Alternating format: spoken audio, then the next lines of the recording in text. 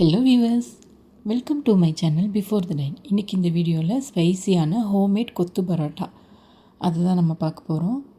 Subscribe பண்ணாதவங்க subscribe பண்ணிக்கோங்க.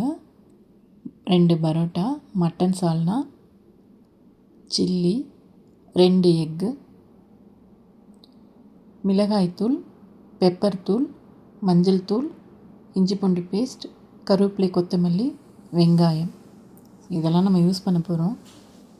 இது எந்தெந்த டைமில் எப்போ யூஸ் பண்ணணும் அப்படின்றத இப்போ நம்ம பார்க்கலாம். ஃபஸ்ட்டு அந்த 2 பரோட்டாவை நல்ல சின்ன சின்ன பீசஸாக கட் பண்ணி எடுத்துக்கோங்க. எவ்வளோ சின்னதாக எடுத்துக்கிறீங்களோ அவ்வளோ அந்தளவுக்கு சின்னதாக கட் பண்ணிக்கோங்க. ஸ்டவ் ஆன் பண்ணி பேன் வச்சுக்கலாம். தேவையான எண்ணெய் ஆட் பண்ணிக்கிறோம். இந்த டைமில் கட் பண்ணி வச்சுருக்க வெங்காயத்தை ஆட் பண்ணிக்கோங்க. வெங்காயம் ஓரளவு நிறைய தான் ஆட் பண்ணியிருக்கோம். வெங்காயம் நல்லா வதங்கட்டும். வெங்காயம் கோல்டன் ப்ரௌன் கலரில் வதங்க வேண்டிய அவசியம் இல்லை. அந்த கண்ணாடி பக்குவம் சொல்லுவாங்க இல்லையா, அந்த மாதிரி வதங்கினா போதும். ஸோ எண்ணெயோடு அந்த வெங்காயம் நல்லா வதங்கி நல்லா குக் ஆகணும். இப்போ நம்ம இஞ்சி பூண்டு பேஸ்ட்டு ஆட் பண்ணிக்கிறோம். இஞ்சி பூண்டு பேஸ்ட்டோட பச்சை வாசனை போகிற அளவுக்கு நல்லா வதக்கிக்கலாம். அப்படியே நல்லா வதங்கட்டும். இஞ்சி பூண்டு பேஸ்ட்டோட ரா ஸ்மெல் நல்லா போகணும். வெங்காயத்தோடு அது மிக்ஸ் ஆனதுக்கப்புறம் தான் நம்ம பச்சை மிளகா ஆட் பண்ணுறோம். பச்சை மிளகாவோட அந்த ஃப்ளேவர் அந்த வெங்காயத்தில் இறங்கணும். அந்தளவுக்கு நல்ல எண்ணெயில் வதங்கட்டும். நல்லா கலந்து விடுங்க.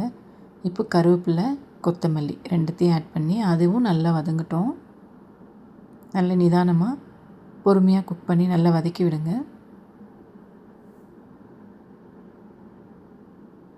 இப்போது நம்ம மிளகாய் தூள் ஆட் பண்ணிக்கிறோம். பெப்பர் தூள் நம்ம ஆட் பண்ண போகிறோம் லாஸ்ட்டில். அதனால் மிளகாய் தூள் உங்கள் காரத்துக்கு தகுந்த மாதிரி நீங்கள் ஆட் பண்ணிக்கோங்க. காரம் அதிகமாக வேணும்னா அதிகமாக ஆட் பண்ணிக்கோங்க.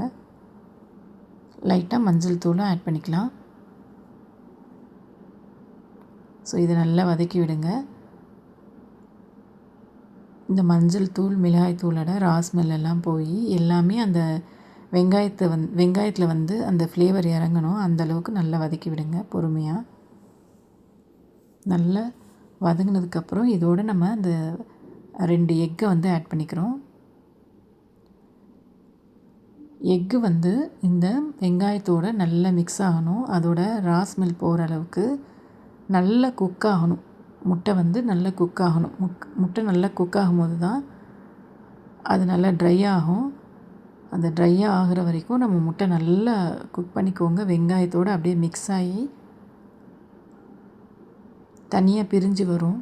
அது அளவுக்கு நல்லா கொஞ்சம் குக் பண்ணிக்கலாம். நல்லா கலந்து விட்டுக்கலாம். ஓரளவு நல்லா குக்காகி வருது. எங்கேயுமே பாத்திரத்தில் ஒட்டாத அளவுக்கு நல்லா திரண்டு வரணும். அந்தளவுக்கு நல்லா அதை வதக்கி விட்டுக்கோங்க. கொஞ்சம் உப்பு ஆட் பண்ணிக்கலாம். பரோட்டாவில் ஏற்கனவே உப்பு இருக்கும். நம்ம எடுத்து வச்சு அந்த மட்டன் சால்னாலேயும் உப்பு இருக்கும். ஸோ இந்த முட்டைக்கு தகுந்த மாதிரி, வெங்காயத்துக்கு தகுந்த மாதிரி உள்ள உப்பை மட்டும் நம்ம இப்போதைக்கு இதில் ஆட் பண்ணிக்கலாம். ஓகே, நல்லா ஓரளவு வெந்துருச்சு முட்டை. இப்போ நம்ம அந்த பீஸ் பண்ணி வச்சுருக்க பரோட்டாவை இதோட ஆட் பண்ணிக்கலாம். பரோட்டாவை இதோட நல்லா மிக்ஸ் பண்ணி விடுங்க. முடிஞ்ச அளவு கையிலே நல்லா பிச்சு ஸ்மால் பீசஸ் ஆக்கிக்கோங்க. அப்படி இல்லை அப்படின்னும் போது நம்ம இதில் ஆட் பண்ணதுக்கப்புறம் இப்போ நான் கொத்துறேன் பார்த்திங்களா, இந்த மாதிரி அப்படியே கொத்தி விடுங்க. கொத்து பரோட்டான்னு ஆரம்பித்தாச்சு. கொத்து பரோட்டானா கொத்துனா தானே. ஸோ அதனால் நம்மளும் கொஞ்சம் கொத்திக்கலாம். இந்த மாதிரி நல்லா கொத்தி விட்டுருங்க. ஓரளவு பொடிசாகிடுச்சு பாருங்கள். இந்த அளவுக்கு நல்லா பீஸ் ஆகிற அளவுக்கு கொத்தி விட்டுட்டு அதில் நம்ம மட்டன் சால்னா ஆட் பண்ணிக்கலாம். மட்டன் சால்னா ஏற்கனவே இஞ்சி பூண்டு வாசனையாக நல்லா ஃப்ளேவர்ஃபுல்லாக இருக்கும். அது இந்த கொத்து பரோட்டாவோடு நம்ம ஆட் பண்ணும்போது அந்த பரோட்டாலாம் நல்லா அந்த சால்னாவில் நல்லா ஊறி அதே டைமில் சுட சுட அந்த எக்கு நல்லா மிக்ஸ் ஆகி இருக்கும். அதோடு நம்ம இப்போது பெப்பர் ஆட் பண்ணிக்கலாம். பெப்பர் ஆட் பண்ணும்போது அதோடய ஃப்ளேவர் இன்னும் டபுள் மடங்கு ஆகிடும். நல்லா சுட சுட பெப்பர் ஆட் பண்ணி சாப்பிடும்போது நல்லாயிருக்கும். கொத்து பரோட்டாவை பொறுத்த வரைக்கும் நல்லா சூடாக சாப்பிடும்போது தான் அதோடய டேஸ்ட் இன்னும் அதிகமாக இருக்கும். ஆறி சாப்பிட்டா நல்லா இருக்காது. ஸோ சுட சுட செஞ்சு சுட சுட நீங்களும் சாப்பிடுங்க. Okay viewers, don't forget to subscribe. Thank you.